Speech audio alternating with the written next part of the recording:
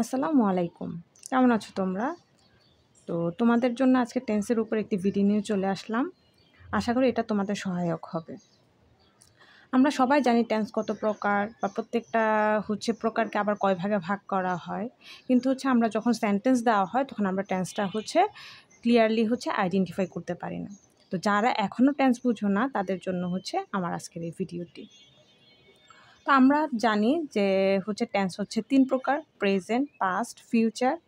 এবং প্রত্যেকটা টেন্সকে আবার এই 4টি ভাগে ভাগ করা হয়: ইনডিফিনিট অথবা সিম্পল, কন্টিনিউয়াস, পারফেক্ট এবং পারফেক্ট কন্টিনিউয়াস। তো চলো আমরা শুরু করি কিভাবে আমরা যে কোনো সেন্টেন্স দেখলে আইডেন্টিফাই করতে পারবো এটা কি প্রেজেন্ট কোন টেন্সে আছে, বা পাস্ট কোন টেন্সে আছে, বা ফিউচার কোন টেন্সে আছে। দেখো এখানে আমার প্রেজেন্ট টেন্স। তো প্রেজেন্ট আমি ইনডিফিনিটে কি করব, আমরা ফার্স্টে একটা সাবজেক্ট নিয়ে আসব, ভার্বের 1 নাম্বার ফর্ম আনবো বা ভার্বের প্রেজেন্ট ফর্ম, আর একটা আসবে কি আমার অবজেক্ট। এই আমার প্রেজেন্ট ইনডিফিনিট বা সিম্পল প্রেজেন্ট টেন্সের স্ট্রাকচার। তো চলো আমরা একটা এক্সাম্পল দিয়ে দেখি। আমি সিম্পল একটা এক্সাম্পল দেখাচ্ছি।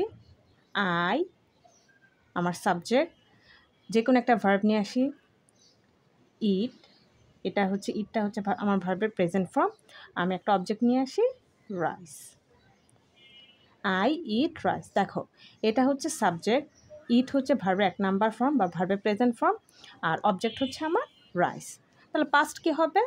একদম সহজ, সাবজেক্ট, এটা প্রেজেন্ট ভার্বের 1 নাম্বার ফর্ম, পাস্ট ভার্বের 2 নাম্বার ফর্ম বা ভার্বের পাস্ট ফর্ম, তারপর হবে কি আমার অবজেক্ট। তো চলো এটার আমরা একটা এক্সাম্পল দেখি।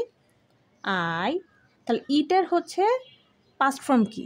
ইটের past form at. I ate rice. ঠিক আছে। ফিউচার কি করব? ফিউচার আমার সেই সাবজেক্টটা আসবে। এখন কি আমরা ভার্বে 3 নাম্বার ফর্ম বসাবো? না, ভার্বে 3 নাম্বার ফর্ম বসাবো না। ফিউচার বললে আমার একটা অক্সিলারি ভার্ব আসবে, সেটা শ্যাল অথবা উইল। তারপর আসবে আমার ভার্বের 1 নাম্বার ফর্ম। এখানে ফিউচার বললে আমরা অনেকেই ভুল করি, এখানে ভার্বের 3 নাম্বার ফর্ম আমরা বসাই দিই বা খুঁজতে থাকি। এটা করা যাবে না। ফিউচার বললে ভার্বের, যদি ফিউচার ইনডিফিনিট বলে ভার্বের 1 নাম্বার ফর্ম, তারা কি বসবে? শ্যাল বা উইল। তারপর আসবে আমার অবজেক্ট। তো চলো আমরা এটা দিয়ে একটা এক্সাম্পল বানিয়ে ফেলি। সাবজেক্ট আই, সাথে আমি নিয়ে আসলাম শ্যাল বা উইল। তারপর ভার্বে 1 নাম্বার ফর্ম, তাহলে ইটের 1 নাম্বার ফর্ম ইট রাইস। বুঝেছো? দেখছো কত সহজ? দেখো প্রত্যেকটা স্ট্রাকচারে subject object, subject object, subject object common. তাহলে পার্থক্য কোথায়? প্রেজেন্ট পড়লে ভার্বের 1 নাম্বার ফর্ম, পাস্ট পড়লে ভার্বের 2 নাম্বার ফর্ম, ফিউচার পড়লে শ্যাল উইলের সাথে ভার্বের 1 নাম্বার ফর্ম। তো চলো কন্টিনিউয়াসটা দেখি। সাবজেক্ট এবং অবজেক্ট সবগুলোর ক্ষেত্রে কমন থাকবে। সাবজেক্ট নিলাম, যেহেতু কন্টিনিউয়াস বলা হয়েছে তখন আমরা 3টা অক্সিলারি ভার্ব নিব, অ্যাম অথবা ইজ অথবা আর। তারপর হবে ভার্বের সাথে আইএনজি, আর একটা থাকবে কি আমার অবজেক্ট। তা চলো এটাতে এক্সাম্পল তৈরি করি। আই অ্যাম, দেখো আই সাবজেক্ট, আই অ্যাম নিয়েছি, ভার্বের আইএনজি, তাহলে ইটের সাথে আইএনজি করি। I am eating rice. তারপর চলো পাস্ট কন্টিনিউয়াসে। পাস্ট কন্টিনিউয়াসে সেম একটা সাবজেক্ট থাকবে। এখন প্রেজেন্টের অক্সিলারি ভার্ব কন্টিনিউয়াসে অ্যাম ইজ আর। তাহলে পাস্টের কোনটা? বাকি রইল বি ভার্বের 2টা, সেটা ওয়াজ এবং ওয়ার। তারপর আবার সেম আগের মতো ভার্বের সাথে আইএনজি আর একটা অবজেক্ট। তাহলে চলো এটাতে আবার এক্সাম্পল তৈরি করি। I was eating rice. Future কন্টিনিউয়াসে চলো যাই। সাবজেক্ট আমার, দেখো ফিউচার বললে আমার শ্যাল এবং উইল এটা কমন থাকবেই। সাবজেক্ট শ্যাল উইল, তারপর আমার একটা বি আনা লাগবে, তারপর আমার ভার্বের সাথে আইএনজি, তারপর আমার অবজেক্ট। এটাতে এক্সাম্পল তৈরি করলে I shall be eating rice. Clear? চলো পারফেক্ট দেখি। সাবজেক্ট পারফেক্ট বললেই হচ্ছে আমার হচ্ছে হ্যাভ ভার্ব আসবে। তো প্রেজেন্টের হ্যাভ ভার্ব হচ্ছে হ্যাভ এবং হ্যাজ। তারপর পারফেক্ট বললে ভার্বের 3 নাম্বার ফর্ম আর হচ্ছে আমার অবজেক্ট।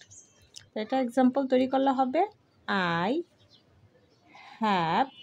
ইটের 3 নাম্বার ফর্ম কি? ইটের হচ্ছে 3 নাম্বার ফর্ম বা পাস্ট পার্টিসিপল ফর্ম হচ্ছে eating. I have eaten rice.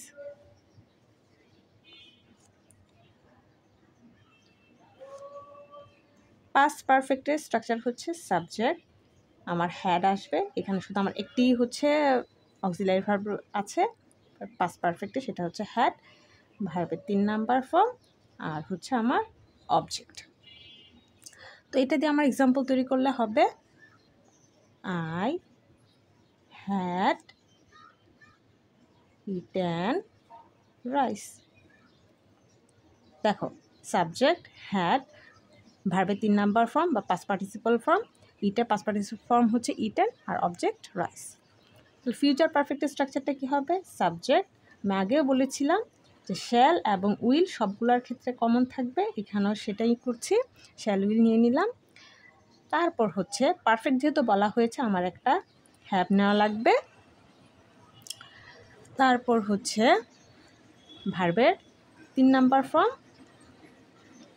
তারপর অবজেক্ট। তো এক্সাম্পল তৈরি করলে হবে হচ্ছে I shall have eaten rice.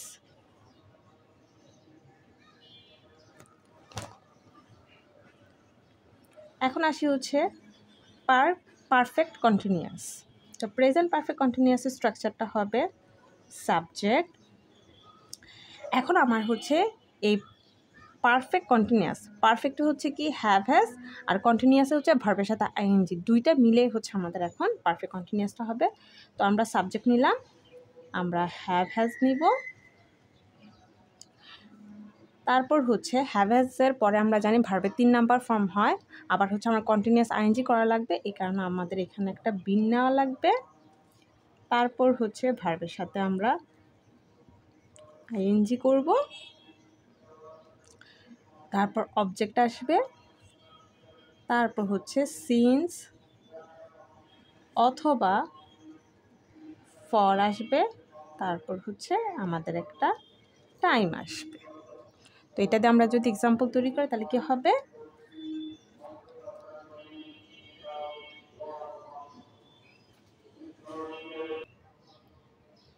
তো চলো আমরা এটা দিয়ে একটা এক্সাম্পল দেখি। ফার্স্টে আমরা বসাবো হচ্ছে সাবজেক্ট আই, তারপর আমরা ভার্ব নিয়ে আসি হ্যাভ, তার সাথে একটা নিব বিন, আই হ্যাভ বিন, তারপর ভার্বের সাথে আইএনজি, তাহলে ভার্ব নিয়ে আসি হচ্ছে প্লেইং ক্রিকেট, তারপর একটা অবজেক্ট আনছি সেটা হচ্ছে ক্রিকেট, তারপর সিন্স বা ফরে যেখানে একটি বসাবো, সিন্স বসাচ্ছি আমি সিন্স, এখন একটা টাইম বসানো লাগবে, আমরা মর্নিং বসাই সিন্স মর্নিং। এখন পাস্ট পারফেক্ট কন্টিনিউয়াস স্ট্রাকচারটা কি হবে?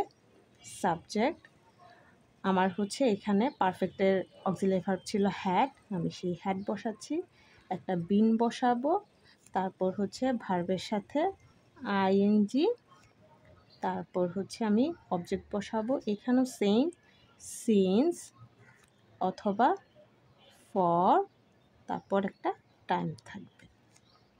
তাহলে এক্সাম্পল কি হচ্ছে I had been playing cricket since morning. আর ফিউচার পারফেক্ট কন্টিনিউয়াসের স্ট্রাকচারটা হচ্ছে সাবজেক্ট শ্যাল অথবা উইল হ্যাভ বিন ভার্বের সাথে আইএনজি অবজেক্ট সিন্স অথবা ফর প্লাস টাইম। তাহলে এটার এক্সাম্পলটা কি হচ্ছে? I shall have bin